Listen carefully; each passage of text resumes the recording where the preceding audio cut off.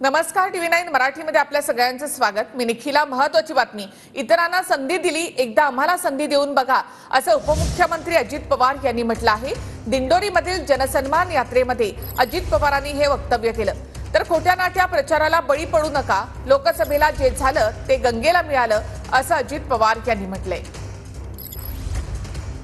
विरोधकांनी काही वेडवाकडं आमच्याबद्दल बोलले, आम्हाला किती शिव्या द्या, ते काही खोटं बोलत असले तरी त्या लोकांच्या मध्ये आणि आमच्यामध्ये फरक आहे। ते राजकारण करतात, आम्ही काम करणारे आहोत, पहाटेपासून काम करणारी माणसं आहोत। आम्ही समाजकारण करतो, त्याकरता दिंडोरीकरांनी नाशिककरांनी आम्हाला आशीर्वाद द्यावे। इतके दिवस तुम्ही इतरांचं बघितलंय, अरे एकदा आम्हाला संधी देऊन बघा। माझी तुम्हाला विनंती आहे की एवढ्या चांगल्या चांगल्या योजना आपण तुमच्या भल्याच्या करता आणल्या, खोट्या नाट्या प्रचाराला आता बळी पडू नका। लोकसभेला झालं गेलं ते गंगेला मिळालं। मी कधी तुम्हाला चुकीचा रस्ता दाखवणार नाही, तुम्ही योग्य निवड त्या ठिकाणी करा।